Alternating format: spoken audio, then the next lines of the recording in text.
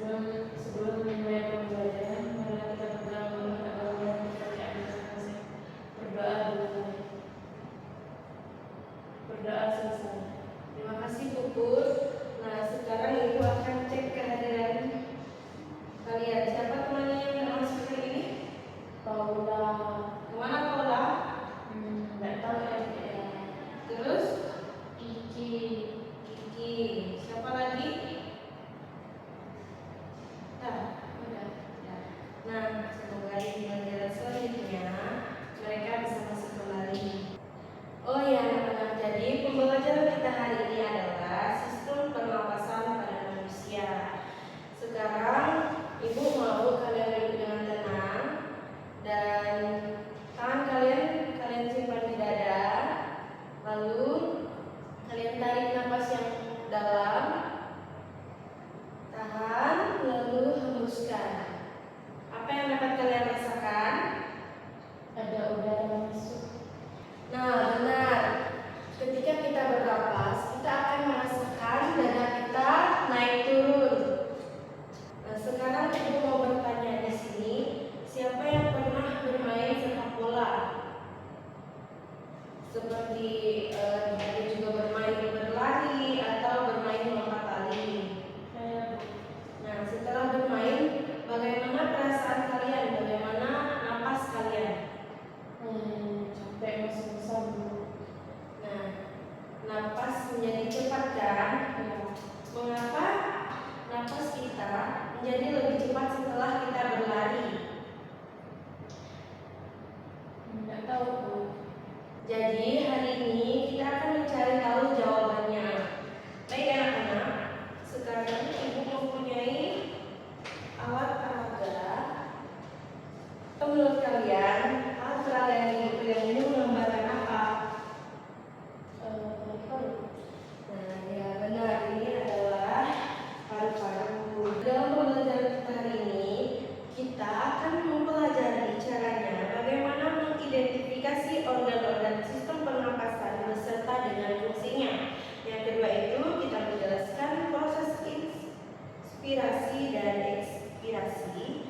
Dan yang ketiga menganalisis faktor-faktor apa saja yang mempengaruhi hubungan dalam sistem pernapasan. Yang keempat itu menjelaskan cara bagaimana sistem pernapasan itu berlangsung. Nah, lanjut. Sekarang coba kalian bayangkan di sebuah kota besar. Bayangkan anak-anak yang sering batuk seperti sesak napas dan mudah lelah karena udara yang kotor. Kemudian jika kalian menjadi dokter cilik, apa yang ingin kalian ketahui tentang sistem pernapasan agar dapat membantu mereka menjadi sehat? Untuk menjawab masalah yang tadi, kita akan melakukan penyelidikan menggunakan alat peraga simulasi pernapasan manusia. Sekarang Ibu akan mencontohkan bagaimana cara alat peraga ini. Apa yang dapat kalian lihat? Kenapa balon tersebut bisa mengembang? Karena ada udara masuk. Terus, jika dia begini, ini termasuk apa? Ini kenapa dia bisa seperti ini? Udaranya keluar kayak gitu. Nah, jadi kita akan mengetahui kenapa udaranya bisa masuk dan kenapa udaranya bisa keluar. Nah, sekarang Ibu akan membagi kalian dalam beberapa kelompok. Kelompoknya terdiri dari 4 sampai 5 orang yang setiap kelompok itu ada penguji, penulis, dan anggotanya. Oke, kemudian kalian akan menyelesaikan tugas yang Ibu berikan. Kemudian nanti kalian mempresentasikan apa yang sudah kalian amati. Dan ini lembar KPD-nya.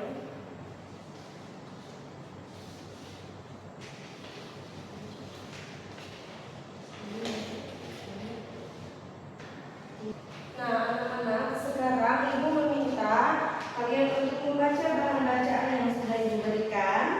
Terus kalian diskusi dengan kelompok kalian, coba identifikasi organ-organ pernapasan yang kalian ketahui. Kita memperhatikan alat peraga ini. Balon ini menggambarkan apa?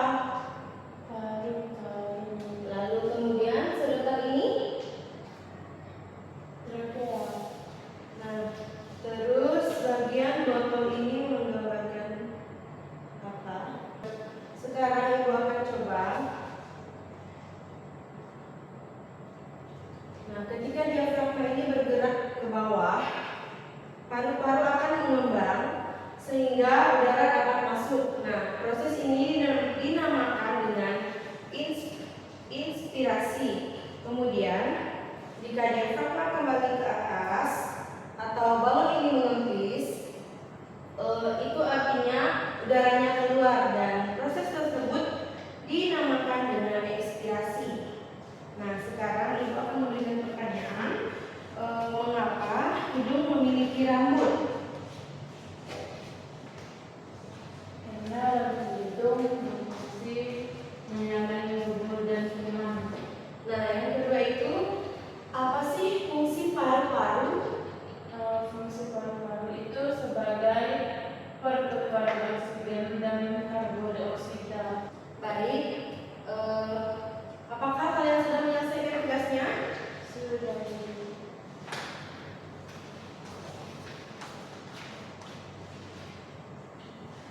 Nah, pertanyaan yang ketiga, ibu mau bertanya, kenapa asap rokok itu berbahaya bagi paru-paru kita? Karena asap rokok mengandung zat-zat beracun yang merusak saluran pernapasan. Nah, ya, jadi benar ya, asap rokok itu juga bisa menyebabkan pemasukan oksigen kita menjadi melemah, sehingga kita biasanya kurang fit dan kurang berenergi. Dan asap rokok tersebut juga dapat mengakibatkan penyakit paru-paru yang nanti akan menjadi penyakit kanker. Baik, sesi diskusi telah selesai. Ibu mau setiap kelompok itu menyiapkan satu perwakilan untuk maju ke depan untuk mempresentasikan hasil yang mereka kerjakan. Perwakilan kelompok silakan.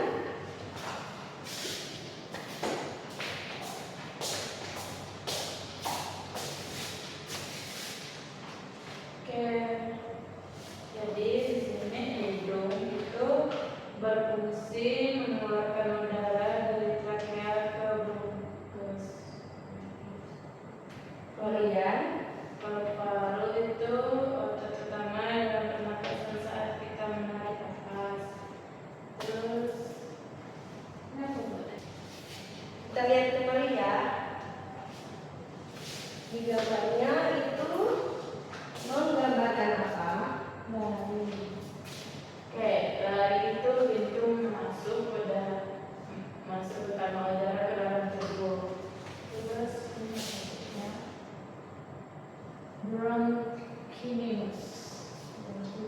Bronkus itu sebagai tempat pertukaran gas antara udara dan darah. Nah, kemudian Diafragma, tabung yang menghubungkan taring ke bronkus. nah, baik, silakan duduk kembali. Dalam penjelasan kelompok satu tadi, apakah ada pertanyaan? Tidak. Oke.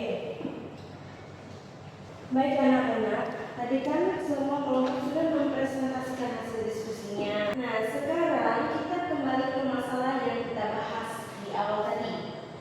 Tadi kita membaca ada anak yang sering batuk dan sesak karena udara kotor. Menurut kalian, mengapa hal itu bisa terjadi?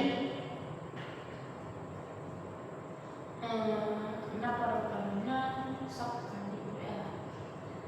Udara kotor ya. Nah, benar. Jadi udara yang kotor tadi itu dapat membawa debu dan zat berbahaya yang dapat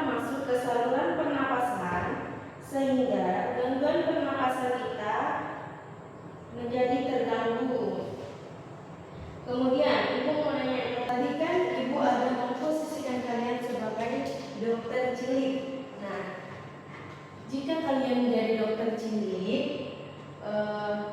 apa yang dapat kalian lakukan untuk menjaga sistem pernapasan agar sistem pernapasan tersebut selalu sehat dan bersih? Pertama itu pakai masker Bu, kalau ada debu polusi. Ya, Terus kita itu tidak merokok, benar. berolahraga seperti lari. Habis itu, Terus yang keempat itu menjaga kebersihan. nah, ya jadi semuanya itu benar ya. Kita itu harus menjaga sistem pernapasan supaya sistem pernapasan kita itu sehat, diimbangi dengan memakan makanan yang sehat dan juga sering berolahraga, terus tidak merokok dan sering memakai masker. Jadi dalam pembelajaran hari ini kita sudah memahami bagaimana sistem pernapasan manusia dan kita juga mengetahui sistem pernapasan manusia yang pertama itu melalui hidung, faring, dan yang ketiga itu lari, keempat bronkus dan sampai ke paru-paru.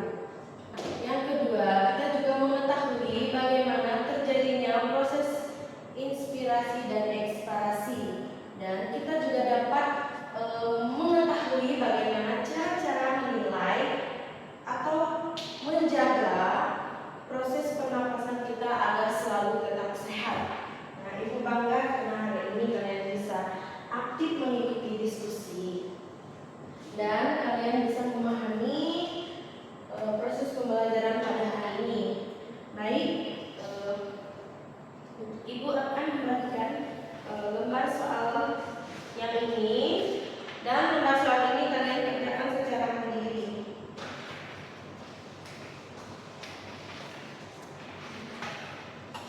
Apakah sudah selesai? Nah, baik anak-anak, dalam pembelajaran hari ini apa sih yang dapat kalian ambil? Dalam pembelajaran ini saya ambil itu di mana saya mengetahui kayak proses eksplorasi dan inspirasi. Nah, baik, benar ya. Jadi hari ini kita tuh telah mempelajari proses eksplorasi dan inspirasi.